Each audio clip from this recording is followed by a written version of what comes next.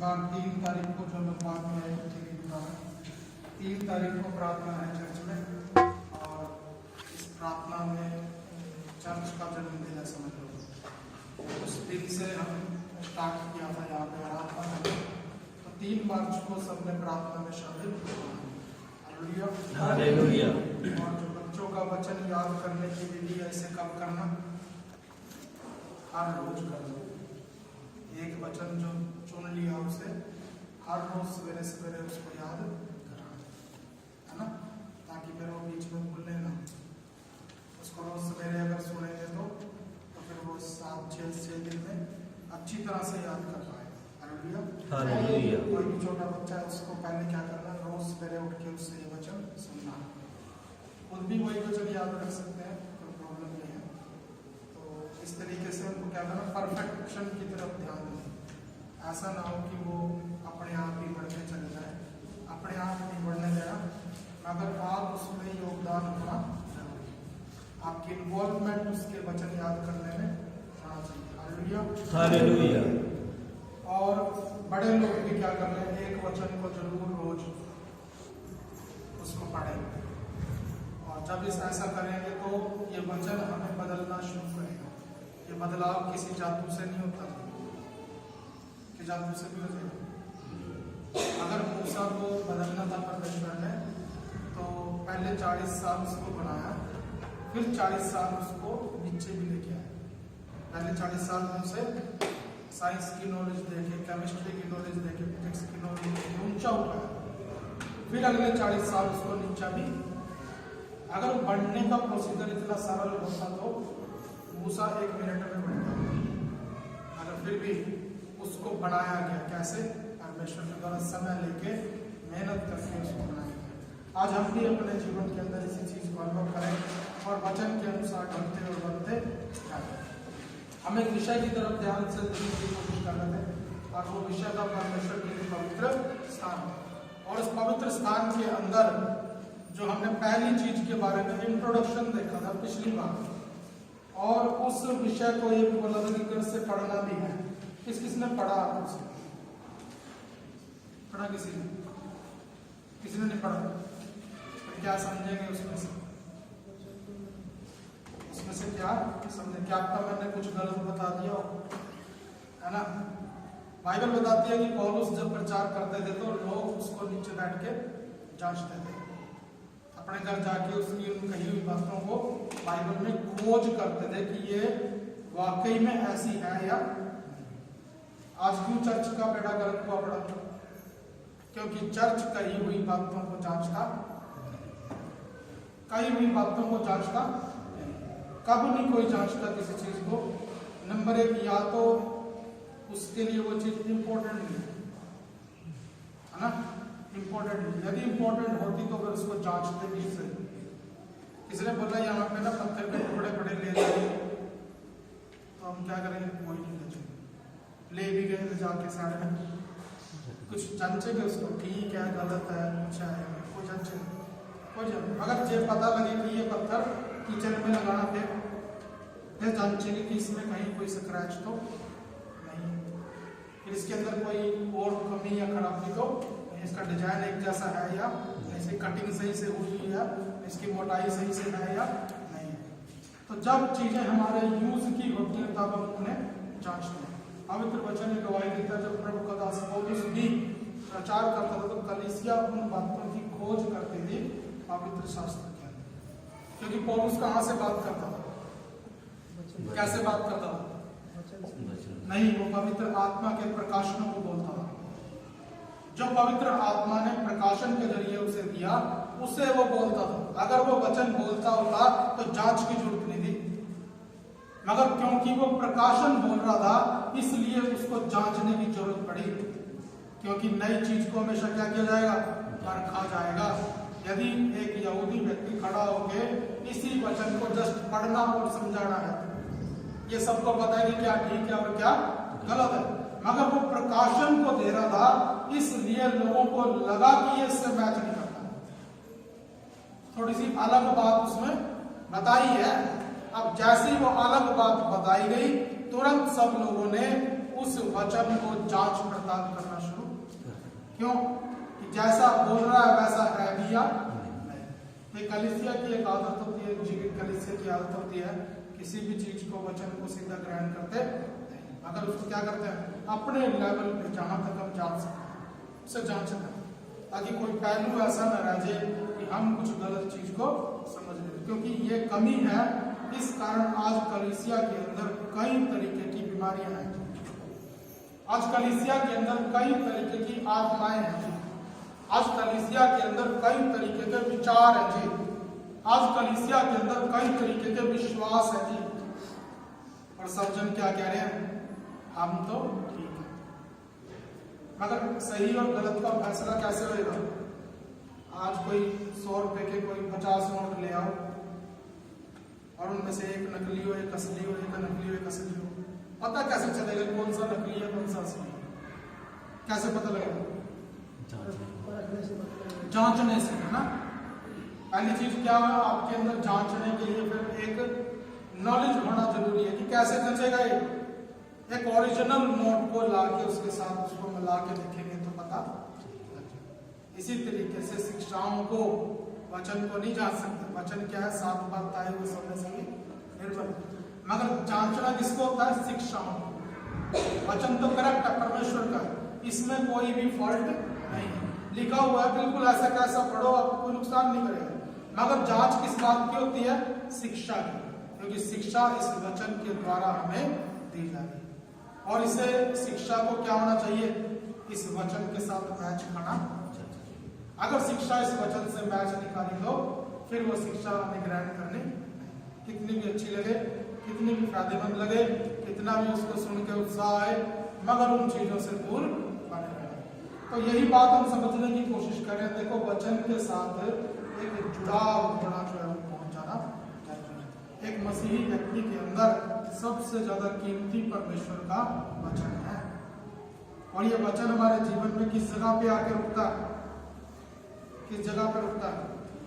अगर यहाँ पे ये क्रूस रखा तो यहाँ मैं दूसरी चीज रख दूंगा क्या? पहले इसको यहाँ से हटाना पड़ेगा। तो वचन को आपके अंदर रखना है तो पहले किसे हटाना पड़ेगा? किधर से? शिक्षाएं जो संसार से हमें सोच विचार ये चीजें सीख रखी है, उनको हटा के वचन आएगा। बिल्कुल, हमारे इधर उधर की बातों को हटाना जरूर हटाना पड़ेगा, क्योंकि इसके वचन को, वचन जो है ऐसे ही हम नहीं ग्रहण कर सकते। सुन लिया जी कोई बात नहीं, इसकी एक जगह है। कई बार हम कहते हैं वचन सुना तो सही मगर याद, हमने वचन पढ़ा तो सही मगर कुछ ध्यान, हम उन चीजों को सुना तो सही मगर समझ में आया नहीं। कारण क्या? ये वचन जो है इसको इसकी जगह पे जब आप रखोगे तो ये वहां पे रखा हुआ आपको मिलेगा। वचन को रखने के लिए परमेश्वर ने हमारी देह आत्मा प्राण के अंदर एक जगह निर्धारित करी है जी। अगर आप उस जगह पे उसको रखोगे तो वो बना रहेगा। अगर आप उस जगह पे कुछ और रखोगे तो वो भी बना रहेगा। एक खेत को तैयार कर दिया, अगर उसमें आपने मसरी बोई तो मसरी ही उगेगी, गेहूं बोओगे तो गेहूं ही उगेगी। आप इस जीटी रोड पे सड़क पे डालिया उठाने, क्या उगेगा? कुछ नहीं उगता वहां पे। क्यों? ना वहां पे वो दाने भी आपको पड़े हुए मिलेंगे। कारण यही है कि हम वचन को कहीं भी रख दे रहे हैं, है ना, कहीं भी रख दे रहे हैं, फिर वो कहाँ गया उसका कुछ पता। अगर आपने बिल्कुल सही जगह पर सही चीज को रखा होगा वो आपको वहां पे रखी मिलेगी। क्यों रखी मिलेगी? क्योंकि हमने उसे कहाँ रखा? बिल्कुल सही जगह पे रखा। आज वचन को जो रखने की जगह है, वचन को जो सही तरीके से रखना हुआ है, इधर उधर की बातें उन्हें हटा के वहां पे क्या रखना? क्या है इधर उधर की बातें? कौन बताएगा? 5 बातें बता दो कोई जो इधर उधर की है। पता किसी को इधर उधर की बातें क्या है? कोई करता भी है कि नहीं? कोई नहीं करता इधर उधर की बातें। करता है? करता है? करता है क्या? कोई नहीं करता। इधर इधर वाले तो बिल्कुल नहीं करेंगे। इन्हें तो वरदान है कि हम इधर उधर की बातें कर। तो बताओ, कोई तो बताओ, एक दो ही बता दो। चलो, क्या होती हैं इधर उधर की बातें? व्यर्थ की बात है, जिससे कोई प्रोडक्शन की बात नहीं निकल रही, किसी के फैमिली के मैटर में जाएंगे, उसके घर में क्या चल रहा है भाई, अपनी फैमिली छोड़ के दूसरे के ऊपर हम जोर लगा रहे हैं, उसके घर में क्या चल रहा है, व्यर्थ की बात है जी। या तो उसकी तरक्की के लिए बात कर रहे हो, उसको उत्साहित कर रहे हो, तो हमें बिना बात के उसकी फैमिली सिंपल से बताओ जी, तो बहुत सारा का आपने खिलाना सब बता दिया, समझ नहीं आएगी मेरी बात क्या है। कोई भी व्यक्ति हमारे से जिसका संबंध नहीं है उसके बारे में व्यर्थ की बात करते हैं। अच्छा चलो समझते हैं कि व्यर्थ क्या होता है और सही काम का क्या होता है। समझ लो कि हमारी जिंदगी के अंदर कोई विषय चल रहा है, विषय मतलब लड़ाई बज रही है किसी के साथ, समझ रहे बात? समझ लो कि एक एग्जाम्पल है कि हमारी किसी के साथ कोई लड़ाई, अब मुझे उस लड़ाई के विषय में ख्याल आएंगे कि नहीं आएंगे? आएंगे ना? तो क्या ये मतलब गलत बात है? रिलेटेड है ये तो उसी विषय से। तो लड़ाई हुई, अब लड़ाई से संबंधित विचार नहीं आएंगे तो किसके संबंधित आएंगे? अब ऐसे में क्या करना, हमने परमेश्वर का वचन उठाना है, इसमें से प्रकाश वाक्य खोल के स्वर्ग राज्य के वचन नहीं ढूंढने। कौन से वचन ढूंढने? इस लड़ाई में मैं कैसे प्रभु की ताकत से पार निकलूंगा, वो मुझे समझ है ना? मैं वहां पे बैठ के स्वर्गदूतों के भेद ढूंढ रहा हूं, है ना? स्वर्गदूतों के भेद ढूंढने की बजाय मुझे क्या ढूंढना? इस लड़ाई में परमेश्वर का वचन मुझे क्या कहता है, मैं कैसा व्यवहार करूं? तो अब जब आपको वचन मिल गया कि लड़ाई में मुझे कैसा व्यवहार करना, तो फिर मैं कि जो विचार आ रहे उन विचारों में इधर उधर की बातें और परमेश्वर का वचन दोनों में फर्क कर पाऊंगा कि नहीं? मैंने क्या बोला था कि वचन को नहीं जांचना, जांचना किसे है? शिक्षाओं को जांचना है जी। अब ये शिक्षाएं जरूरी नहीं है कि पास्टर ही दे रहा है, शिक्षाएं हमारे भारत में हर एक जन दे नहीं रहा। जिसको कुछ भी नहीं पता वो भी क्या लेके बैठा? शिक्षा लेके। कोई तो ले लो, लोगों को टेंशन इसी बात की है, कोई मेरे से शिक्षा, कोई मेरे से सीख, कोई मेरी बातों पे चल, खुद भी चलेंगे उसको मगर दूसरों को चलाएंगे। तो ये क्या है? इधर उधर की बातें कौन सी हैं? जो वचन पे आधार नहीं। या तो आपके पास ये बाइबल है और इसमें आपके विषय से संबंधित कुछ नहीं लिखा हुआ जी, फिर आप फ्री हो, फिर आप फ्री हो, जैसे मर्जी सोचो, जैसे मर्जी चलो, उसके बारे में परमेश्वर के वचन के अनुसार आपका न्याय भी किया नहीं जाएगा। पवित्र वचन इस तरीके से बोलता है कि जब तक व्यवस्था नहीं थी तो पाप मृत था। लोग पाप करते थे मगर पाप गिना जाता क्यों? क्योंकि वचन नहीं है जी। अगर जो चीज आपके जिंदगी से जुड़ी है और इस वचन में नहीं है, आप जो मर्जी करना उस पर, मगर यदि आपके सामने कोई स्थिति है और उसके विषय में वचन है तो आपको उस वचन का जानना जरूरी है। हम क्यों मसीही बने? क्यों यीशु मसीह के पीछे चल रहे हैं? क्या कारण है? उसका कारण यह है कि भाई मेरे जीवन के अंदर बहुत सारे ऐसे विषय हैं जिन पे मैं मन मर्जी जीवन, मन मर्जी भी नहीं जी रहे हैं, शैतान की चालबाजियों में जी रहे हैं जी। ये सच्चाई है।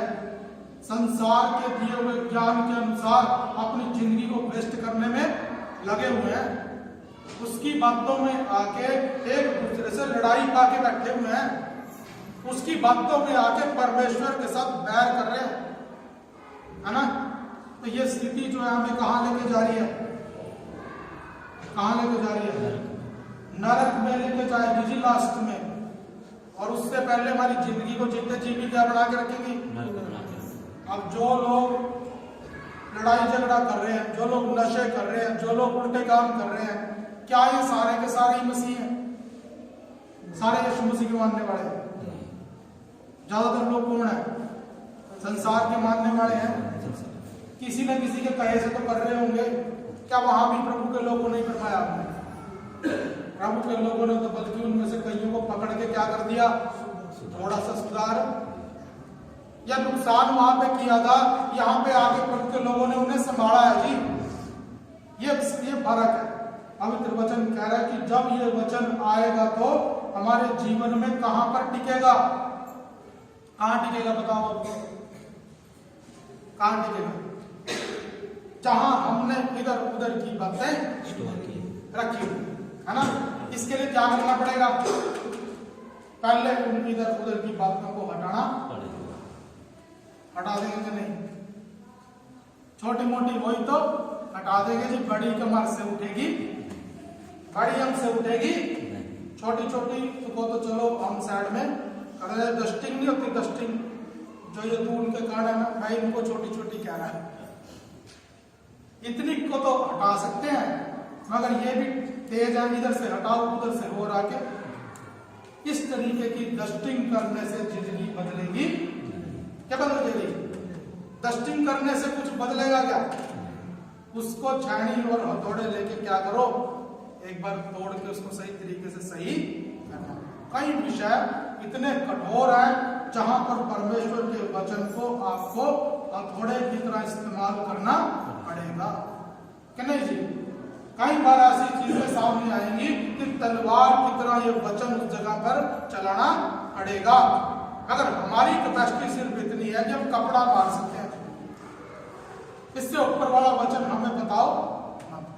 पवित्र वचन कह रहा है कि कई बार ये वचन आग बन के उस स्थिति में डालना पड़ेगा।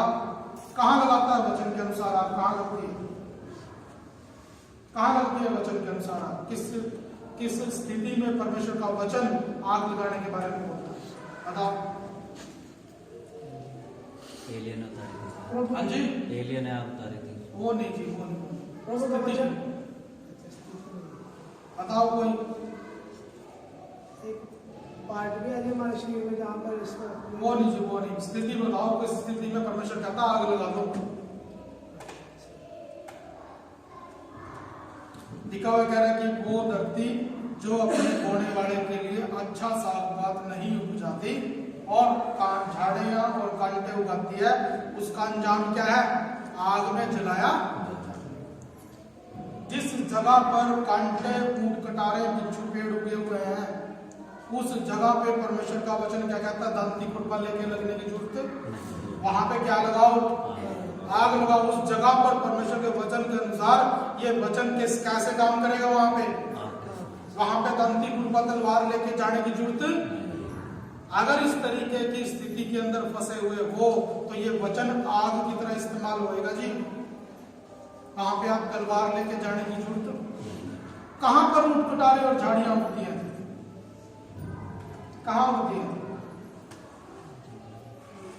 कह रहा एक बार मैं आलसी के खेत की तरफ से, नीति वचन में लिखा हुआ है, कह रहा मैं एक बार आलसी के खेत के पास से निकल गया और मैंने क्या देखा वहां पे? सबसे पहली चीज क्या देखी उसने? उसका बाड़ा जो है वो टूटा हुआ था। और दूसरे नंबर पे कह रहा उसमें कटीली झाड़ियां, बिच्छू पेड़ और मजनू के पेड़े लगे हुए। अभी मजनू का पेड़ा क्या होता है? क्या होता है? ये भी एक पेड़ा है जो वहीं उल्टा सीधा सा उड़ता है, इसके ये विषय नहीं हमारा। मगर बिच्छू के पेड़ और कटीली झाड़ियां ये वहां पे लगे। किसके खेत में उगी थी? आलसी के खेत में। 3 साल पहले का वचन है हमारा कि यदि मैं आत्मा में आलसी, यदि प्रयास करने में धीमे ना हो, सही समझ करने का, आत्मा में आलसी होना, तब प्रतिज्ञाओं को पाएंगे। आत्मिक रूप से हम कैसे हैं? आलसी। क्यों आलसी कह रहे हैं? क्यों आलसी कह रहे हैं? परिवार के लिए सब चीजें करने में हम क्या है? बिजी। शरीर के लिए सब चीजें करने में क्या है? बिजी। और चीजों में, सब चीजों में बिजी। हमारे आत्मिक जीवन से जो चीजें जुड़ी है ना, उन पे हमने कितना टाइम दिया, कितना अटेंशन दिया, कितना उसके प्रति सीरियस है, कितना इसकी तरक्की के बारे में सोच रहे हैं। इस चीजों से पता लग जाएगा कि आप आत्मिक क्षेत्र में कैसे काम कर रहे हैं, है ना? आत्मिक क्षेत्र में हम कैसे काम कर रहे हैं। यदि किसी के बैंक में 2-3 लाख रुपए हो तो दूसरा सोचेगा 4-5 लाख हो जाए, इसके लिए वो क्या करेगा? प्रयास। यदि हम और किसी चीज को बढ़ाना चाह रहे हैं तो उसी को बढ़ाने की कोशिश। मगर हमारा एक आत्मिक क्षेत्र भी तो है। ये शरीर का जीवन, चाहे घर बना लो, चाहे व्यापार कर लो, कितने टाइम तक करोगे? 100 साल मैक्सिमम है। इसके बाद ना काम रहना, ना व्यापार रहना, और बंदा ही पूछेगा, फिर सब चीजें भी। तो इन चीजों के लिए इतना सीरियस है, मगर परमेश्वर के जो आत्मा हमें दिया है, इसके लिए क्या कर रहे हो? ये अनंत काल तक मरेगा नहीं। परमेश्वर अनंत जीवन देगा कि नहीं देगा? अगर उसके ऊपर विश्वास ना किया तो हाँ जी, तब भी मिलेगा, मगर ये जीवन फिर कैसे कटेगा? नरक में जलते जलते कटना। इसलिए हम इस आत्मिक क्षेत्र को क्या करें? सजाएं। इसके लिए क्या करें? थोड़ी सी मेहनत करें, शिक्षाओं को सही तरीके से ग्रहण। इसके लिए कुछ थोड़ा सा क्या करना? मेहनत करें। आलसी के खेत में क्या लगा हुआ है? बिच्छू पेड़ और कटीली झाड़ियां, और उसका बाड़ा जो है वो क्या है? टूटा। इसका मतलब ये है कि यहाँ पर कुछ उगने वाला नहीं। मगर क्या जमीन में कमी है? क्या जमीन में कमी है? क्या वो क्यों ऐसी पड़ी है? क्योंकि लापरवाही। आज मसीही जीवन के अंदर क्यों कांटे चुभते हैं लोग? यदि तो आप अपने फल के द्वारा किसी का मुंह कड़वा कर रहे हो तो एक अलग बात है, मगर यदि आपके अंदर से कांटे चुभ रहे हैं, किसी को कोई जलन हो जा रही है, बिच्छू का पेड़ क्या, क्यों उसको बिच्छू का पेड़ बोल रहे? अगर उसके पत्तों से कोई छूटे तो ऐसी जलन होती है कि जैसे बिच्छू ने डंक मार दिया, किसी के उसका नाम ही क्या रख दिया? बिच्छू पेड़ रख दिया। तो ये क्यों जिंदगी के अंदर है कि कोई हमसे मिलने के बाद उसको नींद भी ढंग से नहीं आती? क्यों? क्योंकि पता नहीं क्या बोल देंगे, है ना? पता नहीं क्या बोल देंगे। अब ये जो चीजें हैं ये कौन करेगा? क्यों ये जिंदगी में पाई जा रही है?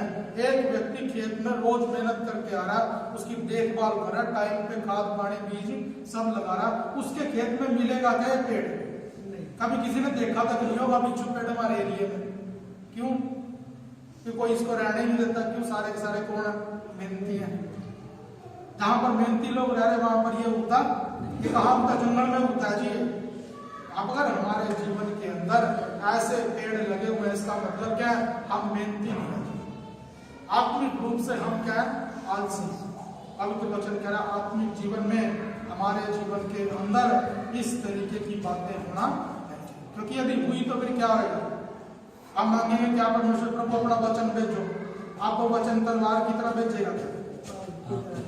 आप कितना भेजेगा? और जैसे ही आग लगेगी हमने कूद के वहां से भाग जाना है नहीं जी? कौन आग में बैठा रहेगा जी? तुम तो क्या करोगे? जला ही दोगे।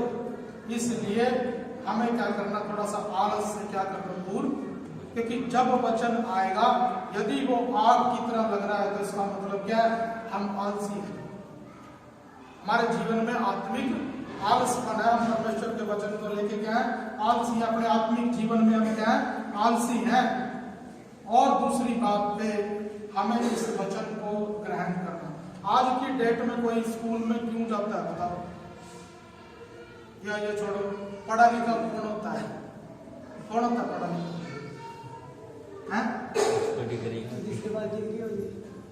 क्यों? पहली क्लास वाला पढ़ा लिखा नहीं था? लोग कहते हैं मैं पहली तक पढ़ा हुआ हूँ, दूसरी तक पढ़ा हुआ हूँ। पढ़ा लिखा व्यक्ति और अनपढ़ व्यक्ति में क्या फर्क है बताओ? पढ़ा लिखा किसी ने शिक्षा ली हो जो पढ़ा लिखा है, जिनकी शिक्षा बिना अच्छा, जो स्कूल में नहीं गया अनपढ़ है। और कोई विचार? पढ़े लिखे में और अनपढ़ में फर्क बता दो क्या?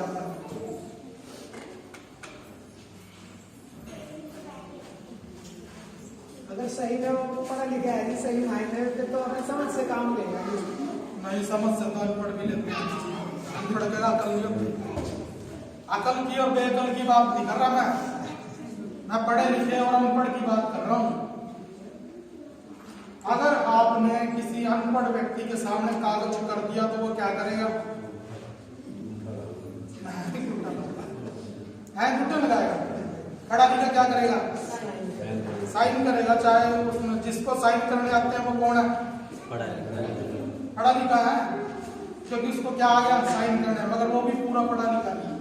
पूरा पढ़ा लिखा कौन है, उसके सामने आपने कोई कागज का टुकड़ा रख दिया जिसके ऊपर कुछ लिखा हुआ है, तो वो उसे क्या कर पाएगा? पढ़ पाएगा, है ना, पढ़ पाएगा। अगर अब मान लो किसी के सामने कागज रखा और उसने पढ़ के सुना दिया, इसका मतलब वो क्या है?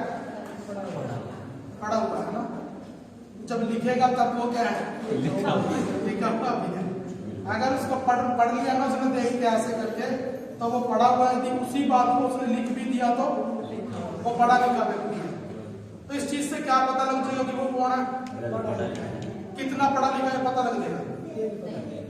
कितना पढ़ा लिखा पता लग जाएगा, ये नहीं पता लगेगा, है ना। इसके लिए और दूसरे टेस्ट है। मगर वो व्यक्ति किस लेवल पे आ गया?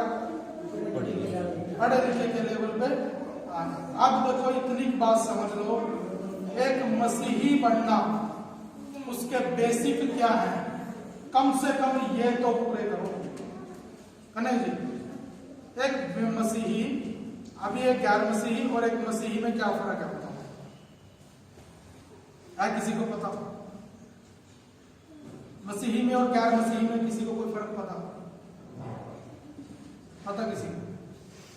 कोई था पहले गैर मसीही के? नहीं था। मसीही प्रभु में विश्वास करते हैं जी, बाहर वाले में विश्वास करते हैं। वचन बताता है भूत भी विश्वास करते हैं यीशु मसीह में, लिखा नहीं हुआ। और क्या डरते और कांपते हुए उसके ऊपर विश्वास, और हम तो यीशु का नाम लेके ही उल्टे काम पे चल जा रहे हैं। कई बार तो उल्टे काम की डिमांड भी किससे कर रहे हैं? प्रार्थना भी उल्टे काम के लिए किससे कर रहे हैं? यीशु मसीह।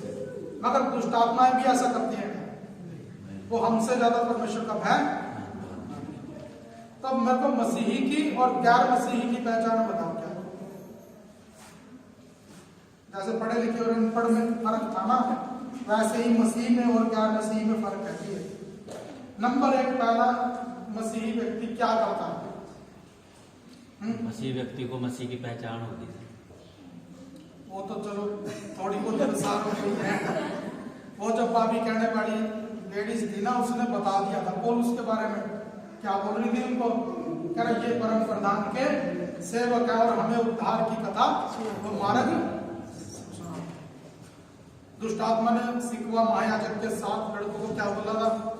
पौलुस को मैं पहचानती हूँ और यीशु को मैं जानती हूँ।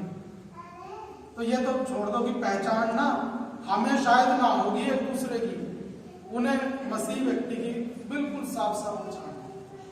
अब ये बताओ कि एक्टिविटियों के आधार पे एक मसीही कौन होता है और गैर मसीही कौन होता है? सिंपल सी बात है। आप बताओ, वचन पढ़े या प्रार्थना करिए। नंबर एक तो वचन और प्रार्थना का जीवन जो है उसके अंदर, चाहे वो कितना भी है ना। मसीही व्यक्ति क्या करेगा? प्रार्थना करेगा। दुष्ट आत्माएं प्रार्थना नहीं करेंगी, मैं करेंगी प्रार्थना। हम तो प्रार्थना क्या भी कर सकते हैं, प्रभु आटा खत्म हो गया, आटा ला के दो। दुष्ट आत्मा कर सकती है? आग में जलन हो रही है जी, हमें क्या कर लो थोड़ा सा शांति, ऐसी प्रार्थना कर सकती है क्या? दुष्ट आत्माओं को वचन के अनुसार जमीन पे पैर फेंकने के ऑर्डर पर क्या वो करती है? क्यों नहीं करती? बरात मुई कर रही लोगों को। सिंहासन ही लगे हुए स्वर्ग में सिंहासन लगे हुए हैं कि नहीं? इवन प्रभु का सिंहासन भी करूबों के ऊपर लगा हुआ है। तो ये चीजों को समझो जी, उनको अलाउड नहीं है कि वो क्या करें? जमीन के ऊपर पैर रखें। अब वो पैर रखने के लिए क्या ढूंढती फिरती है? किसी ना किसी का सिर ढूंढती, क्योंकि कौवे की तरह कहां बैठेंगे? किसी न किसी के सिर पे तो पेड़ों पे नहीं रहती दुष्ट आत्मा, कहां रहती है? लोगों के सिरों पे रहती है। ये चीजें हमें समझने की है जी। एक मसीही व्यक्ति के अंदर वचन और प्रार्थना का एक गुण, जो व्यक्ति वचन और प्रार्थना में बना हुआ है वो व्यक्ति कौन है? मसीही व्यक्ति। कितना बड़ा मसीही है ये पता नहीं लगता, मगर कम से कम ये पता लग जाएगा कि वो व्यक्ति कौन है? मसीह। क्यों? क्योंकि वो क्या करता है? निरंतर बाइबल को पढ़ता है और उस वचन के अनुसार प्रार्थना करता है। हालेलुया। कौन से 2 गुण है? वचन को पढ़ना और उसके अनुसार प्रार्थना। किस किस में ये है? बिना नागा कह रहा हूं मैं, बिना नागा, कभी कभार बड़ा नहीं, कभी कभार बड़ा नहीं, बिना नागा, निरंतर। ये उसका क्या होएगा, ये एक लाइफ स्टाइल है। क्योंकि जो पढ़ा लिखा है, इसने किताब को पढ़ा और लिख भी दिया, क्या ये उसने पार्ट टाइम करा गया? जब मर्जी पढ़वा लो, रात को जगा के पढ़वा लो, सवेरे दोपहर दिन में जब मर्जी, क्योंकि ये क्या, ये उसके अंदर है जी चीज। इसी तरीके से एक मसीही व्यक्ति के अंदर वचन पढ़ना और वचन के अनुसार प्रार्थना करना, ये दोनों किसमें है? तालमेल में। यदि हमारी दोनों टांगे तालमेल में ना चले तो फिर क्या हो जाएगा? नीचे गिर जाए। यदि दोनों हाथ तालमेल में काम ना करें तो हम कुछ कर पाएंगे नहीं। अगर दोनों हम के एक तालमेल में चले ना तो फिर ये कोई क्या बोले, ये तो महंगा है ना। इसलिए वचन और प्रार्थना को कैसे करना? तालमेल में। तालमेल क्या होता है? वचन तो मैंने पढ़ा कि अपने शत्रुओं से क्या करो? प्रेम करो। और मैंने प्रार्थना करी, प्रभु मेरे शत्रु को क्या कर? छत पे से फेंक, और भी 2 मंजिली पे से, है ना। अभी वचन में क्या पढ़ा? शत्रुओं से क्या करो? और मैंने प्रार्थना क्या करी? प्रभु मेरे सारे शत्रुओं को समाप्त, और वचन को कहीं और, उसकी शिक्षा कहीं और। तो क्या है, एक मसीही व्यक्ति क्या करता है जी? वचन पढ़ता है और उसी वचन के अनुसार जो उसने पढ़ा है वो प्रार्थना भी। Hallelujah, hallelujah, hallelujah, hallelujah. ऐसा नहीं है कि एक मसीही व्यक्ति वचन तो कुछ और पढ़ रहा है और प्रार्थना कुछ और कर रहा है। इसका मतलब कौन है? अगर एक व्यक्ति मान लो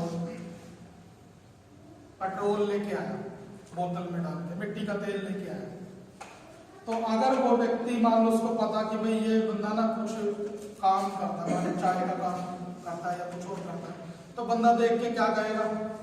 ये बंदा क्या करेगा? जाके अपनी दुकान पे इसका कुछ ना कुछ यूज करेगा। मगर यदि एक व्यक्ति लड़ाई झगड़ा करने वाला तेल खरीद के लेके जा रहा था, लोग क्या कहेंगे?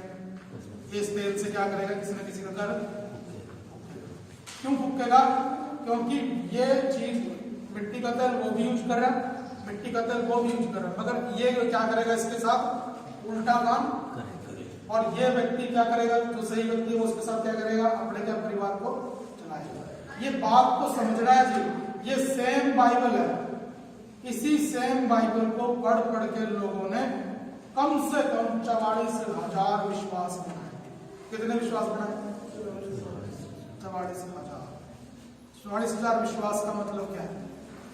अगर आपने उसको बोल दिया आप हमारी चर्च पे आ जाओ जी, और वो कहेगा मैं नहीं आता। क्यों नहीं आता? तुम्हारा विश्वास और मेरा विश्वास क्या है? और किसी दूसरे से बोलेंगे, वो बोलेगा नहीं जी मेरा विश्वास अलग है, तुम्हारा विश्वास। इस बाइबल में 44,000 मैं कहूं वचन नहीं होंगे, 44,000 वचन भी नहीं है इसमें, फिर भी 44,000 विश्वास लोगों ने इसे पढ़ के बना। क्यों बन पाए? क्यों बढ़ पाए वो विश्वास? क्योंकि किसी ने इसकी जो वचन है इसको समझा नहीं। वो वचन तो पढ़ते हैं मगर उसके अनुसार प्रार्थना करते नहीं। प्रार्थना करेंगे किसी और तरीके से और वचन पढ़ेंगे किसी और तरीके से। तो एक अच्छा मसीही या एक मसीही व्यक्ति की क्या पहचान है? वो क्या करेगा? पवित्र वचन को निरंतर पढ़ेगा और फिर क्या करेगा? उसी वचन के अनुसार क्या करेगा? प्रार्थना भी। पहला तो प्रेयर है वो क्या है? किस चीज का? इसी चीज का। वचन को पढ़ेगा और वचन के अनुसार प्रार्थना करेगा। अब ये वचन के अंदर एक खास बात है, पहले बोला था मैंने, ये वचन के किस लिए हम पढ़ते हैं? अपने जिंदगी के हालात को देखो इस समय। वचन पढ़ने का आधार क्या है? अपने जिंदगी के इस टाइम के हालात को देखो। जब हम जीवन को देखते हैं तो क्या देखते हैं? रोटी, कपड़ा, मकान, परिवार, रिश्तेदार और हमारा सर्कल, समाज। इन 6 चीजों को देखो कि ये कैसे चल रही है। जहां कहीं भी समस्या है, सुधार के लिए तो कोई बंदा कोई चीज करता है। अगर हम एक गिलास पानी भी पी रहे तो किस लिए पी रहे? ताकि हमारे अंदर कुछ सुधार आए, हमारे अंदर कुछ इंप्रूवमेंट आए। अगर हम खाना खा रहे हैं वो भी किस लिए खा रहे हैं? ताकि हमारे अंदर कुछ तरक्की हो जाए। कोई चीज पढ़ रहे हैं, नई चीज सीख रहे हैं तो वो किस लिए करें? ताकि हमारे अंदर कुछ तरक्की हो। अगर हम वचन पढ़ रहे हैं और हमारे जीवन के अंदर हम रोटी, कपड़ा, मकान परिवार, रिश्तेदार और समाज में हमारा कामकाज। अगर हम इन चीजों के अंदर कुछ कमी महसूस कर रहे हैं तो फिर इसके लिए क्या करो, वचन में से अपने लिए गाइडलाइन को। Hallelujah, hallelujah. ये तो होगी किस चीज की बात, संसार की और शरीर की। क्योंकि प्रभु ऐसे नहीं है कि आपको बाबा बना के जंगलों में भेजेंगे, बल्कि वो कहाँ भेजते हैं। जब उसने एक व्यक्ति के अंदर से 6000 दुष्ट आत्माएं निकाली तो क्या बोला, अपने लोगों में वापस चला जाओ। और क्या बता कि परमेश्वर ने तेरे लिए कैसे बड़े बड़े काम किए हैं। तो ये वचन जो है हमारे जीवन से जुड़ा हुआ वचन होना चाहिए। अब हमारे कामकाज में समस्या है तो मुझे इसके अंदर से दूसरे भेदों की बातें समझ आएंगी नहीं, क्योंकि उस समय पे मैं किस तरीके से चल रहा हूं, मेरे अंदर क्या उठ रहा है, उसको लेके चिंता है जी। और वचन क्या करे, चिंताओं को कहां डालो, अपने सिर पे डाल दो, जो दूर बैठा उसके सिर पे डाल दो। ऐसे बोल रहा कह रहा व्याकुल ना हो क्योंकि मैं तुम्हारी चिंता करता हूं, बल्कि चिंताओं को क्या कर लो, मेरे ऊपर डाल दो। सारे फिक्र यीशु मसीह लेने के लिए बैठा, मगर हम अपने फिक्र को संभाल के ताले चाबी में अच्छे तरीके से रखते हैं। क्यों? ताकि जब खाली टाइम हो तो निकाल के उस फिक्र को काम करेंगे बढ़िया तरीके से, कोई प्रॉब्लम नहीं, सारी जगह घूमेंगे फिरेंगे, मगर जब खाली समय होएगा उस फिक्र को करने लग जाए, है ना। नहीं तो फिर अपने काम में बिजी है, फिक्र को आराम से संभाल के ऐसे रख देंगे। जब काम खत्म हो जाएगा बैठ के फिर क्या करेंगे, फिक्र करेंगे। प्रभु क्या कह रहे हैं, हमसे क्या मांग रहे हो, ये जो संभाल के रखा है ये मुझे कैसे प्रभु काम करते हैं, इस चीज को समझना कि परमेश्वर अपने वचन के द्वारा अपने लोगों के जीवन में काम करते हैं। हमारे जीवन के अंदर ये समझो कि स्थिति कहाँ खराब है और उस स्थिति से जुड़ा हुआ वचन बाइबल में से क्या करो, उसके जब वचन मिल जाएगा तो उस वचन की शिक्षा भी मिलेगी। अब जिंदगी में फिक्र तो कुछ और है और शिक्षा में कुछ और लिए जा रहा हूं। अब मेरा ध्यान तो उस फिक्र पे है तो मैं शिक्षा को कैसे अपने अंदर स्थिर बनाए रखूंगा। इसलिए वचन हमें क्या करा, इस वचन के द्वारा परिपूर्ण होते चले जाओ, इस वचन के द्वारा परिपूर्ण होते चले जाओ, अंश अंश करके उसकी समानता में और उसके स्वरूप में बदलते जाओ। कैसे होएगा ये काम? पवित्र वचन के द्वारा इस काम को करने के लिए प्रभु का आत्मा। आज हम जिस वचन को लेके बैठे हैं, इस वचन को हमारे इधर उधर की बातों में रखा जाएगा जी। और इस जब जीवन को जांचो कि मेरे जीवन में समस्या क्या है और उस समस्या के समाधान को कहां ढूंढो, वचन में। हम क्यों मसीह में गहरी जड़ नहीं पकड़ पाते? क्योंकि हमारी खुराक मसीह से आने की बजाय अलग अलग जगह से आती है, अलग अलग जगह से। हम संसार से सलाह मांगते हैं, हम संसार से सलाह मांगते हैं, हम परिवार से सलाह मांगते हैं, हम राह चलते व्यक्ति से भी क्या मांगते हैं, हम कोई बेला बैठा बंदा उससे भी क्या मांगते हैं, क्या बोलते हैं, अगर दवार से ही कह दो पर कुछ तो बताई देगी। दवार से भी सुनने की हमारे अंदर क्या है, योग्यता। मिट्टी को, पत्थर को, लोहे को, लकड़ी को, सबको सलाह मांग लेंगे, मगर वो सर्वशक्तिमान परमेश्वर जो बुद्धि और ज्ञान का आत्मा आपको दे सकता है, उसके पास हम जाएंगे, है ना। सारा टाइम प्रयास करते हुए कभी इधर कभी उधर, कभी ये काम कभी वो काम, उस समय फिक्र नहीं होएगा। अगर फिक्र कब करेंगे, जब खाली टाइम।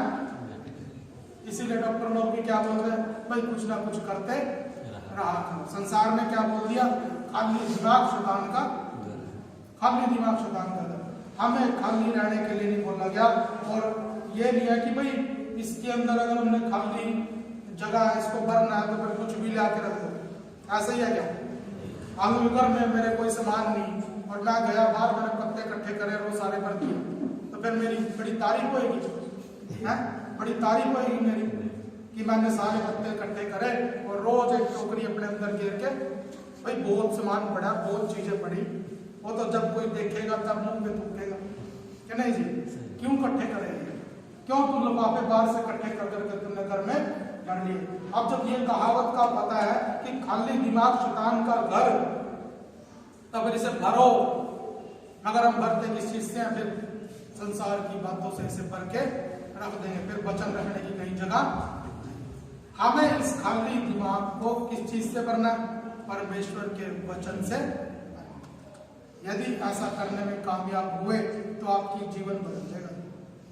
यदि आपके घर में बूस भरा हुआ है ना, तो फिर डंगर ही रह जाएंगे उससे, कि नहीं जी? जो अनाज भरा हुआ है तो डंगर भी रह जाएगा और बंदे भी। इसलिए अपने जीवन को बूस से भरना नहीं है, मगर किस चीज से भरो? परमेश्वर के जीवित वचन के द्वारा अपने घर को। यदि इतना ज्यादा अनाज हो जाए कि वो इधर उधर खिलता फिरे तो बेइज्जती होगी, इज्जत होगी, हैं? फिर बेइज्जती होगी। इनके घर तो क्या है, बहुत ज्यादा सारे कमरे किस चीज से भरे हुए हैं? अनाज से भरे। और ये एक कमरे में आराम से जिंदगी, फिर भी लोग कहते ठीक है वो चल, अगर अनाज वाली समझ रहे तो जो सुनने से हो दे दो, अगर पैसे से हो दे दो, फिर भी लोग बेइज्जती करेंगे। क्या बेइज्जती करेंगे? भाई मैं तो एक कमरे में रह रहा क्योंकि मेरे पास रखने की कहीं जगह। कितनी बढ़िया बात है। आज अपने जीवन को हम उल्टी सीधी चीजों से भर के बैठे। इसका रिजल्ट क्या निकल रहा? हमारे घर को कोई क्या समझेगा? फालतू समझेगा। अगर हमने अपने घर में पूस भरा हुआ है तो क्या समझेगा हमारे घर को? कोई फालतू है लोग, क्या नहीं जी? ना अकल ना कुछ, पूरा घर में क्या भरा हुआ है? जब पता हो कि अरे एक कमरे में पैसे भरे हुए हैं, फिर इज्जत होगी, है ना? चाहे आप बेड़े में रखते हो मगर फिर भी आपकी क्या होगी? इज्जत होगी। क्यों? क्योंकि आपने अच्छी चीजों से अपने घर को भरा हुआ। इसीलिए अपने दिमाग को क्या कर लो? एक सही यूजफुल वचनों से भरो, यूजफुल वचनों से भरो। और कौन सा आपके काम का है? कौन सा वचन आपके काम का है? इस पूरे में से बताओ। हमारी स्थिति के अकॉर्डिंग जो हालात चल रहे हैं उससे जो आपको तरक्की दे, है ना? जो वचन आपको तरक्की दे वो वचन किससे आपके लिए क्या फायदेमंद। तो इस वचन को क्या कर लो? अपने जीवन के हालात के प्रति कंसर्न हो, समझो कि मेरे जीवन में क्या फॉल्ट है और इस फॉल्ट को मैं कैसे दूर करूं। संसारिक शिक्षा के आधार पर नहीं, किसी संसार के ज्ञान के आधार पर नहीं, परंतु इसके वचन में इसके अंदर क्या है? समाधान है। अब समस्या कहां पे आएगी? मैं वचन खोलूंगा और मुझे समाधान नहीं मिलेगा। मिलेगा कि नहीं मिलेगा? मिलेगा कि नहीं मिलेगा? हाँ, हो सकता है क्योंकि जब शुरू में बंदा ट्राई करेगा इसको तो मिलेगा भी नहीं। इसके लिए क्या मैं बैठा यहाँ पे, है ना? अगर नहीं मिल रहा तो मुझसे आके पूछो। क्या लिखा वचन में? कह रहा है कि जो इस डेजिग्नेशन पे है, कह रहा उससे लोग क्या पूछे? क्या पूछे? व्यवस्था पूछे। अगर कोई याजक अपनी जगह पे है तो उससे क्या पूछा जाएगा? परमेश्वर की व्यवस्था, यानी कि उसके नियम क्या है, उसकी बातें क्या है, और उसके द्वारा क्या होना चाहिए? क्या होना चाहिए? क्या होना चाहिए? जो नहीं चोरी करने से हटता तो थोड़ा सा मेरे को भी दे दे, तू चोरी में लगा रहा है, ये होना चाहिए, है? क्या होना चाहिए? सुधार, सही वचन, उसका सत्य की रक्षा होनी चाहिए। Hallelujah, hallelujah. यदि मैं याजक हूं तो मेरे द्वारा क्या होना चाहिए? सत्य की रक्षा होनी चाहिए। और व्यक्ति के अंदर क्या होना चाहिए कि वो इसके बारे में क्या करे? खोजबीन करे, उसके बारे में पूछे कि मुझे क्या जरूरत है? मुझे कामकाज में तरक्की चाहिए, मुझे मेरे परिवार में शांति चाहिए, मुझे मेरे परिवार में रेपुटेशन चाहिए। ये सारी की सारी चीजों के अंदर, वचन के अंदर चीजें लिखी हुई हैं। अगर ना लिखी हो तो फिर आप अपनी मर्जी के मालिक हो जाइए, फिर जैसे आपको समझ आया करो, कोई सजा नहीं मिलेगी। मगर यदि आप कुछ कर रहे और उसके बारे में गाइडलाइन इसके अंदर है तो फिर आपका न्याय कैसे होगा? इस वचन के अनुसार कह रहे कि ये क्या करेगा? आपको दोषी भी ठहराएगा और पवित्र भी बनाएगा। अब इस चीज को समझो। पहला पेयर हमने समझ लिया वचन का और प्रार्थना का, और उसके बाद अगला पेयर कौन सा? सेवा का और संगति। सेवा और संगति भी दोनों क्या है? आपस में जुड़े हुए। ये शुरू से मैं लगभग कभी इस बात को समझाता आ रहा, मगर कभी भी किसी का ये विषय आज तक पूरा नहीं हुआ। हमारी कलीसिया के यही 6 नियम है, उनमें से अगले 2 कौन से? सेवा करना और संगति करना। सेवा किसकी करना? किसकी करना सेवा? परमेश्वर की सेवा करना। उसकी सेवा करना क्या है? कैसे करेंगे उसकी सेवा? क्या तो परमेश्वर की आज्ञाओं को मानते हुए परमेश्वर की सेवा करें। कैसे करेंगे? कोई है एक वचन ध्यान निकालें यूहन्ना की सुसमाचार। कह रहा है, हे प्रभु हम परमेश्वर की सेवा कैसे करें? कह रहा है, उसके भेजे हुए पर पढ़ो विश्वास। साल के पढ़ो, या तो वचन एग्जैक्ट बताओ।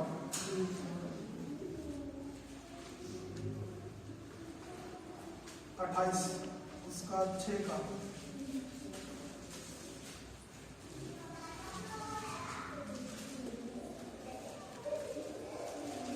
उन्होंने उससे कहा, परमेश्वर के कार्य करने के लिए हम क्या करें? यीशु ने उन्हें उत्तर दिया, परमेश्वर का कहा कार्य यह है कि तुम उस पर जिसे उसने भेजा है विश्वास करो। परमेश्वर का वचन कह रहा है कि अगर आप परमेश्वर का सेवा करना चाह रहे हो, उसके लिए कुछ करना चाह रहे हो, तो आपको क्या करना चाहिए?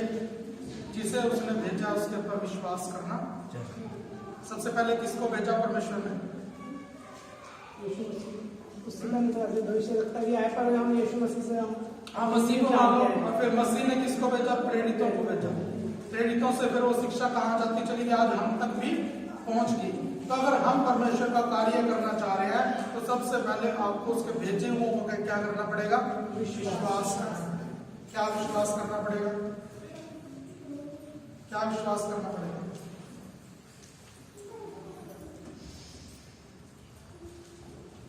किसे परमेश्वर ने हमारे लिए भेजा है। और विश्वास होता कैसे है? कैसे विश्वास होता है? मान लो मैं कुर्सी लिया और मैं कहूं कि या मेज लिया, मैं कहूं इसके ऊपर ना आप 10 क्विंटल वजन रख लो, ये टूटेगा नहीं, तो आपको विश्वास कब आएगा? जब 10 क्विंटल वजन रख के जब 10 इसके ऊपर और अपनी आंखों से देख लिया कि भाई ये 10 क्विंटल वजन ले, इसने क्या कर लिया? उठा लिया। अब ये विश्वास कैसे होगा? जांच कर होगा जी। एक तो विश्वास, एक परखा हुआ विश्वास, एक सिद्ध विश्वास, और फिर उसके बाद आग में ताया हुआ विश्वास। इसके बाद भी है, मगर इतना ही समझे कि हम क्या करें? विश्वास करें, फिर उसके बाद क्या करें? परख कर विश्वास करें, जांच कर विश्वास करें। हमारा प्रभु परमेश्वर स्वयं बोलता है कि मुझे चख कर देखो कि मैं कैसा हूं, मुझे जांच कर देखो, है ना।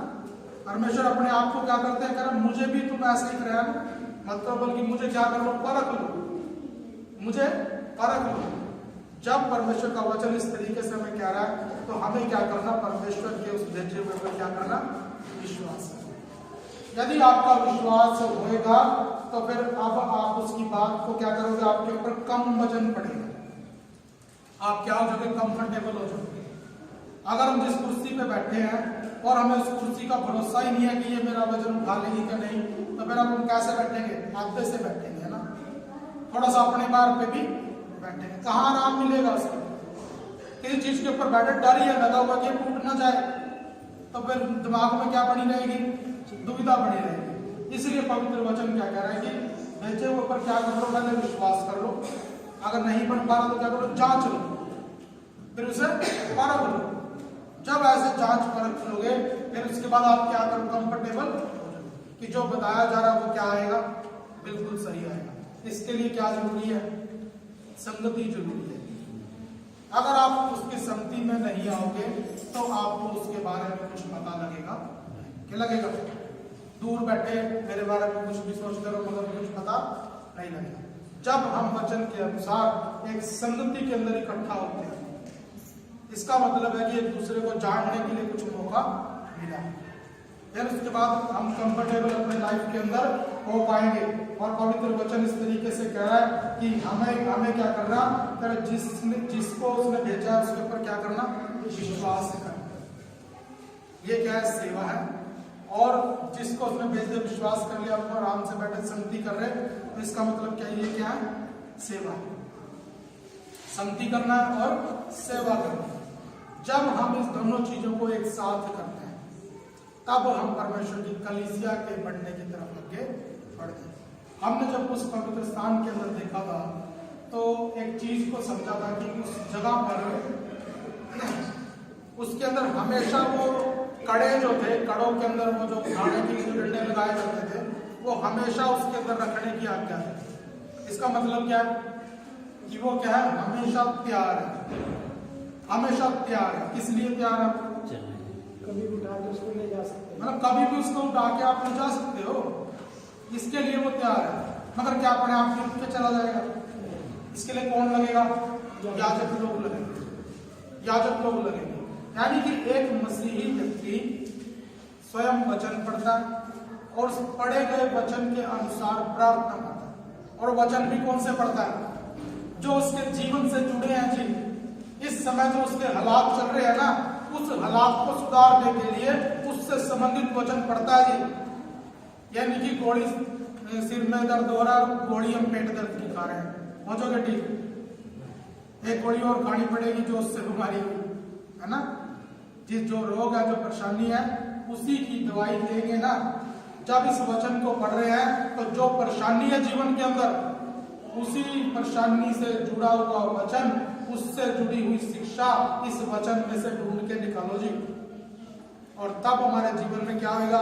इस वचन की जो शक्ति है वो आना शुरू हो जाएगी, इसके द्वारा बढ़ाई गई चीजें आना शुरू हो जाएंगी। और फिर क्या होगा? हम किसके द्वारा बढ़ाए जाएंगे? परमेश्वर के, क्योंकि ये वचन किसका है? परमेश्वर। यदि हम अपने आप को परमेश्वर के द्वारा बनाया जाना चाह रहे हैं, हम इस वचन के शिक्षण के अंदर सही से आए, इधर उधर की बातों की जगह पे क्या रखें? परमेश्वर का वचन। अगर सलाह लेनी है तो सलाहकार सबसे बड़ा कौन है? यीशु मसीह। उसके बाद क्या नाम है उसका? अद्भुत युक्ति करने वाला परमेश्वर, अद्भुत युक्ति करने वाला परमेश्वर। और वो ऐसा है कि खाली योजना नहीं बताता, बल्कि क्या भी बताता है? एक ही कर देगा, चलो जी। उसके बनाई हुई योजना में से एक भी पूरा हुए बगैर नहीं रहेगी। क्या मनुष्य योजना बनाता है मगर सफल कौन करता है? परमेश्वर। तो जब सफल परमेश्वर, सफलता परमेश्वर है तो उसके प्लान ही ग्रहण करें। बंदे की योजना को क्या करवाना पड़ेगा? अप्रूव करवाना पड़ेगा।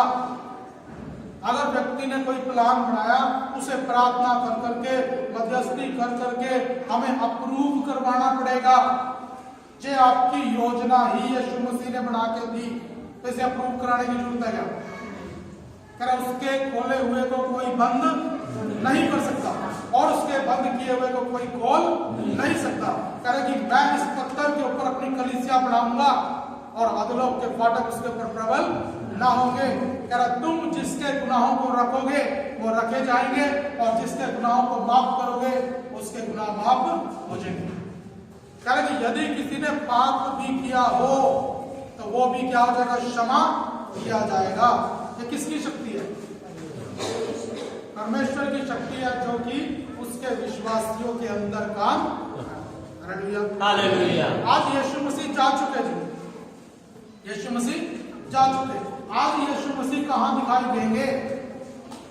कहाँ दिखाई देंगे? अगर किसी ने आपको देख लिया तो यीशु को देख लिया के बराबर है। तो क्या करें? अगर आप उसके जैसे ना दिखे तो बेइज्जती किसकी है? हमारी है जी। क्योंकि जो उसके साथ मैच नहीं करता उसे क्या कहती है बाइबल? मसीह विरोधी। क्यों मसीह विरोधी बोलती है? क्योंकि कह रहा जो मेरे साथ नहीं वो मेरे विरोध में, कह रहा जो मेरे विरोध में नहीं वो मेरे साथ है। इसका मतलब क्या है? जो उसके साथ नहीं है वो उसके विरोध में। आज पूरे संसार का फैसला इसी बात पे हो जाएगा कि क्या यीशु मसीह को मानता है या नहीं मानता। कह रहा कि सजा के हुक्म का कारण पाप नहीं है। सजा के हुक्म का कारण क्या है? ये पढ़ ले यूहन्ना में से 3 निकाले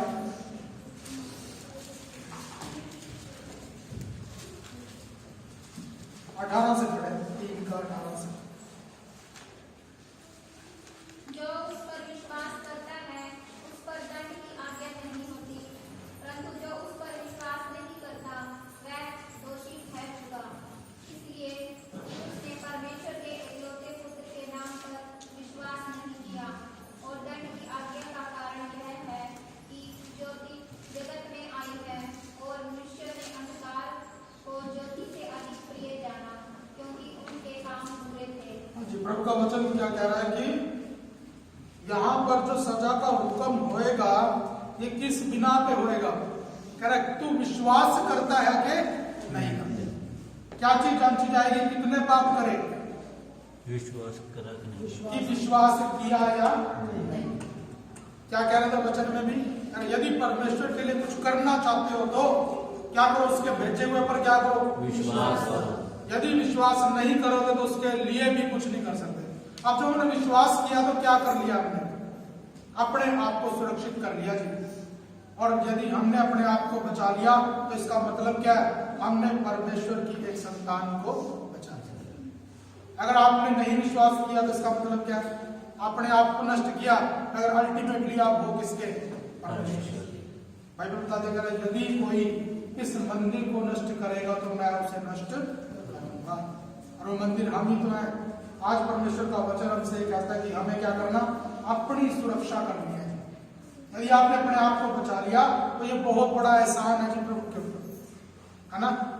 क्योंकि किसी को भी वो नरक में डालना नहीं चाहता, किसी को भी वो नष्ट करना नहीं चाहता। अगर भी नष्ट हो जाए इसको देख के मैं प्रसन्न नहीं हूं जी, बल्कि यदि वो मन फिराए तो मैं उससे प्रसन्न होता हूं।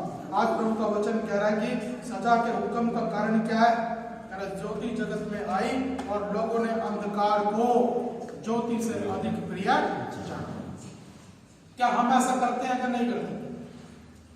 प्रभु का वचन, उसकी शिक्षाओं को मानने के द्वारा हम उसका इनकार या उसका इकरार करते हैं। यदि हमारे काम करने के तरीके यीशु मसीह के वचन के अनुसार हैं तो हमने क्या कर लिया? ज्योति को ग्रहण कर लिया। हमने परमेश्वर के पुत्र को ग्रहण कर लिया। हमने उसकी अधीनता को स्वीकार कर लिया। हमने उसे प्रभु जान के अपने जीवन में स्वीकार कर लिया। कैसे पता लगेगा? यदि कोई कहे कि मैं तो जी तेरे अधीन हूं, अगर मानता है कि भी बात नहीं तो फिर अधीन है क्या? यदि मुंह से कहता रहे मैं तेरे अधीन नहीं हूं मगर बातें सारी मान रहा, इसका मतलब क्या है? वो उसके अधीन है। प्रभु का वचन कह रहा है कि ऐसे लोग चाहिए कि जो उसके भेजे हुए विश्वास करे और उसे ग्रहण करे। क्यों नहीं लोग उस यीशु मसीह को ग्रहण करते थे? की बात माननी पड़ेगी। क्योंकि उनके काम क्या हैं? बुरे। काम बुरे क्यों है? क्योंकि दिमाग में क्या भरा हुआ है? इधर उधर की बातें और संसार की आदि शिक्षा, अपनी रीति रिवाज, अपने परंपराएं भरी हुई। अगर परमेश्वर का क्या मंशा है, उसके क्या मर्जी है, उसने क्या योजना बना के रखी, इसके बारे में कोई खोजबीन नहीं। इन बातों को लेके अपने जीवन के लिए संजीदा हो। पहली बात तो अपने जीवन से इधर उधर की बातों को क्या करना? हटाना। और उन्हें हटा के वहां पे क्या रखना? परमेश्वर का वचन। और ये वचन कैसा हो? जो आपके जीवन में कुछ बदले, ये आपके जीवन में कुछ हिम्मत दे, ये आपके जीवन में कुछ नई चीज बढ़ाए, या आपकी किसी कंफ्यूजन का जवाब हो। और उसके बाद जो वचन पढ़ते हो, जो वचन आप समझते हो, और प्रार्थना भी कैसी होनी चाहिए? उस वचन के अनुसार होनी चाहिए। सोचो बोई तो कड़क मगर उसके ऊपर आड़ू उग गए, ये ऐसा कैसे होगा? वो तो हम पूछ रहे हैं और उग उसमें से कुछ हो रहा है। इसका मतलब खेती ठीक चल रही है? खेती ठीक चल रही है? जो आपने बोया वही तो उगना चाहिए। अब जो वचन आप ग्रहण कर रहे हो वही तो उगना चाहिए, नहीं तो फिर खेत क्या? जादुई खेत है। जादुई खेत से क्या कर लो? अपने आप को पीछा छुड़ा लो। इस चमत्कारों वाले खेत से क्या कर लो? पीछा छुड़ा लो कि वचन कुछ और बोया जा रहा, फसल कुछ और आ रही है। ये क्या है? सरासर क्या है? दुख है। इसका मतलब क्या है? हमारे जीवन के अंदर कुछ ना कुछ फॉल्ट है जी। पेड़ तो लगाया था आम का, उसके ऊपर से अमरूद लग रहे हैं। पेड़ आड़ू का लगा रहे हैं, उसके ऊपर से चीकू लग रहे हैं जी। इसका मतलब क्या हो रहा है? जरूर कहीं ना कहीं कुछ ना कुछ धोखा हुआ है। ये वचन जो पढ़ रहे हो ना, ये वचन के अनुसार ही क्या होनी चाहिए? प्रार्थना। तो फिर बताओ कि उत्तर आएगा कि ना आएगा? क्योंकि जो बातें, जो प्लान यीशु मसीह आपको बढ़ा के दे वो अप्रूव है जी। क्योंकि नाम क्या है यीशु मसीह का? अद्भुत युक्ति करने वाला और अनंत काल का।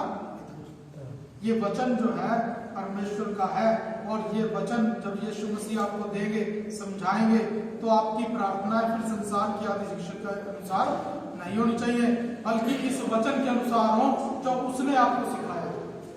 और जब ये सीख जोगे और प्रार्थना वचन के अनुसार करोगे, तब आपकी संगति किसके साथ होगी? परमेश्वर के साथ, और फिर उसके प्रेरितों के साथ, और फिर जो लोग ज्योति में चलते हैं उनके साथ। फिर आपस में क्या होगा? संगति जो है मजबूत हो जाएगी, वो ज्योति हमारे जीवन के अंदर प्रकट होगी। उसके बाद क्या आएगा? हमारी सेवा शुरू होगी। क्यों? क्योंकि अब हम क्या करके यीशु मसीह को जानेंगे, यीशु मसीह को जानेंगे। अब उसके ऊपर क्या करते हैं? विश्वास करते हैं। ये क्यों कर पाए? क्योंकि अपने बुरे कामों को छोड़ दिया, इधर उधर की बातों पे मन लगाना छोड़ दिया। आप किसकी बातों पे मन लगाते हैं? यीशु मसीह। अब किसके अनुसार प्रार्थना करते हैं? यीशु के अनुसार। अब हमारे जीवन में कुछ भी चल रहा है, मगर हम प्रार्थना किसके अनुसार करेंगे? वचन के अनुसार करेंगे। हम अपने जीवन के अंदर जिद भी करेंगे तो कैसे करेंगे? वचन के अनुसार करेंगे। ये चीज सबूत है इस बात का कि इस व्यक्ति को अंधकार के वश से छुड़ाया गया है। इस व्यक्ति को अंधकार के वश से छुड़ाया गया है। इसकी आंखों को परमेश्वर के द्वारा खोला गया, क्योंकि अब ये आड़ुओं को अमरूद नहीं बता रहा। अब इसको शैतान कह रहा है कि यही ब्लेसिंग है जी। अब वो भी उस शराबों को ब्लेसिंग नहीं बताएगा, क्योंकि उसे पता है सही मायने में ब्लेसिंग क्या है। अब वो इधर उधर की बातों को अपने जीवन का आधार नहीं बनाएगा। अब वो पवित्र वचन को ही अपने जीवन का आधार बनाएगा, क्योंकि उसे क्या पता लग गया? ये वचन सर्वशक्तिमान परमेश्वर का वचन है और दो धारी तलवार से भी अधिक चौका है। मेरे जीवन के अंदर मेरे आंतरिक मनुष्यत्व को बल देगा, मुझे शैतान के ऊपर जय प्राप्त करने में सहायता करेगा। अब मेरी मन की आंखों को ज्योतिर्मय करेगा, मुझे सही गलत की सही पहचान देगा, और इसी वचन के द्वारा वो शक्ति मिलेगी जो कह दे तूफान को कि रुक जा, और उस पानी से कह दे कि अब हलचल करने की जरूरत नहीं है। ये उस अंधे को कह सकता है कि अब आंखें धोले और देखता वो वापस लौट के आएगा। अब ये व्यक्ति है जो मुर्दे को कह दे कि बाहर आ जा, और वो बाहर आ जाएगा, क्योंकि इसका आधार इधर उधर की शिक्षाएं नहीं है। इसका आधार सर्वशक्तिमान परमेश्वर का वचन है। ये प्रार्थना कैसे करता है? ये प्रार्थना वचन के अनुसार करता है जी, क्योंकि क्रूस के ऊपर चढ़े चढ़े भी उसने क्या प्रार्थना करी? हे पिता, इन्हें क्षमा कर दे, क्योंकि ये नहीं जानते कि ये कौन, ये क्या कर रहे हैं। ये सर्वशक्तिमान परमेश्वर का वचन है जी। और सेम यही चीज स्तिफनुस के अंदर थी। मरते मरते भी उसका चेहरा स्वर्गदूतों के समान चमक रहा था। कारण क्योंकि वो बोल रहा था जो परमेश्वर का वचन था। और ऐसा करने से क्या हुआ? उसने यीशु मसीह को खड़े होकर उसे अपने पास बुलाते हुए देखा। क्या प्रार्थना निकली उसके अंदर से भी? कह रहा, हे प्रभु, इन्हें क्षमा कर दे, क्योंकि ये नहीं जानते कि ये क्या कर रहे हैं। क्या इस व्यक्ति के अंदर यीशु मसीह प्रकट नहीं हुआ? इसने स्तिफनुस ने यीशु मसीह को कहां देखा? स्वर्ग में। मगर लोगों ने कहां देखा? इस स्तिफनुस के अंदर। वो पौलुस तो उसकी मृत्यु की गवाह था, वो बड़ा प्रचारक बना, क्योंकि सर्वशक्तिमान परमेश्वर अपने लोगों के अंदर रहता है। जब स्तिफनुस को मारा जा रहा था तो यीशु मसीह ने क्या बोला? हे सौल, तू मुझे क्यों सता रहा? वो जो पत्थर पड़ रहे थे, वो पत्थर स्तिफनुस पे नहीं, वो यीशु मसीह पे पड़ रहे थे। इस चीज को समझना है। हम वचन के अनुसार जब बढ़ेंगे तो यीशु की पहचान को प्रकट करेंगे। अगर संसार की आधी शिक्षा के अनुसार चलेंगे तो शैतान को प्रकट करेंगे, उसकी झूठी शिक्षाओं को, और दूसरे यीशु को प्रकट करेंगे। आज हमें जिसकी जरूरत है वो यीशु मसीह को प्रकट करने की जरूरत है। इसके लिए तरीका भी वही लगेगा जो यीशु मसीह देके गए। क्या और तरीके से यीशु मसीह बचेगा? कह रहे कि मेरे से पहले जो कोई भी आया वो कौन है? चोर और डाकू। क्यों चोर डाकू बता रहा है? क्यों बता रहा चोर डाकू? क्या कुछ यीशु मसीह का लेके भाग के? कह रहा वो तरीके से नहीं चल रहे। कह रहा जो इधर उधर से कूद के आता है वो कौन है? चोर है। कह रहा जो द्वार से प्रवेश करता है वो कौन है? स्वामी है। कह रहा कि जितने लोगों को भेजा वो सब शिक्षा तो वही दे रहे, मगर थोड़ी देर में अपना रास्ता बदलते हैं, इधर उधर से कूद फान करते हैं। इवन सबसे बड़ा दास मूसा, उसी के बारे में क्या कह रहे? उसको बोला बात कर, और उसने जाके उसको डंडा मारा। कह रहा क्या जरूरत थी इस चीज की? सारे कार्यक्रम पे क्या फेर दिया? पानी में।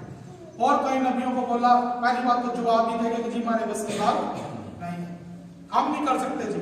फिर बाद में बीच में जाके कुछ ना कुछ गड़बड़े हुई, समझा के एरिया भी क्या कह रहा? मेरे पुराणों को मेरे से ले ले, अब और मेरे से सहा नहीं जाता। मगर मसीह ने क्या बोला, जब तक सारा सजा सह नहीं ली तब तक वो क्रूस पे लटका रहा।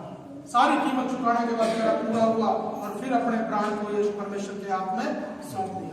ये बातें हमारे जीवन के अंदर भी होंगी, क्योंकि प्रभु का वचन कहता है कि सिद्ध बनो जैसे तुम्हारा स्वर्गीय पिता सिद्ध है। हमारा टारगेट है वो कोई इंसान नहीं है, हमारा टारगेट कोई पौलुस पतरस यूहन्ना नहीं है, हमारा टारगेट स्वयं परमेश्वर है जी। अगर हम सच्चाई के पीछे चलने की कोशिश कर रहे हैं तो इस वचन के साथ बड़े तरीके से रखें। हर एक व्यक्ति के अंदर एक कैपेसिटी है कि वो सर्वशक्तिमान परमेश्वर की समानता उसके स्वरूप तक पहुंच सकता है, मगर यदि तरीका सही नहीं लगाओगे तो हम उस सब दौड़ के अंदर असफल हो जाएंगे। हमारी दौड़ हो सकता है ये तेजी से ना चले, मगर धीरे धीरे तो चले। हमारी ये दौड़ हो सकता है कि बड़ी ताकत से भरी हुई ना दिखे, मगर हमारे लिए जीवन तो बना रहे। ऐसी ताकत को क्या करें कि लास्ट में मृत्यु का सामना करना पड़े। आइए सब जन अपनी जगह पर खड़े हो जाएंगे और अपने प्रभु के सन्मुख जाएं और अपने परमेश्वर से आज के दिन में एक बात को समझने की कोशिश करें कि हमें अपने जीवन के अंदर जो बुरी परिस्थितियां हैं, जो पाप है, इसके ऊपर जय पाए। क्योंकि एक छुड़ाए हुए व्यक्ति की एक पहचान है, जिस बात में परमेश्वर आपको छुड़ा लेते हैं, आजाद कर देते हैं, आपको उस बात पे निरंतर जय पाइए। मैंने कई बार देखा परमेश्वर किसी को किसी नशे से छुड़ा लेता है, उसके जीवन के अंदर वो काम करता है। मेरा खुद एक दोस्त है, वो सेवक था, अब भी है, सेवा करता है। उसने इतने भयंकर नशे करे मगर एक सेकंड के अंदर छोड़ा। एक सेकंड के अंदर इतने महंगे नशे जिनको कि नशा मुक्ति के अंदर में भी छुड़ा नहीं सकते, उन नशों को उसने एक सेकंड के अंदर छोड़ा। मगर उसके बाद उसने निरंतर लड़ाई लड़ते हुए उस जय को बनाए रखा।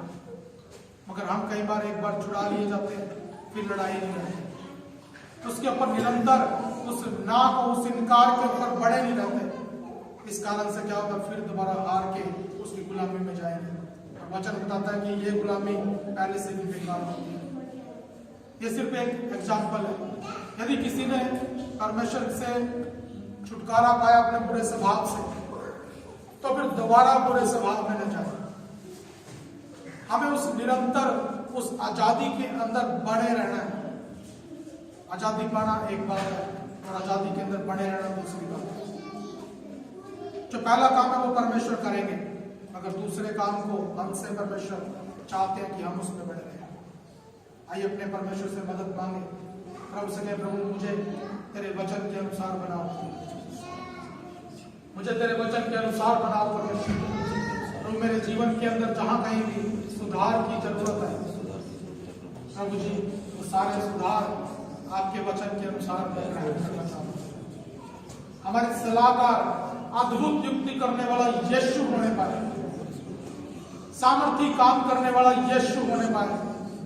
संसार से सलाह नहीं लेंगे, संसार से सलाह नहीं लेंगे।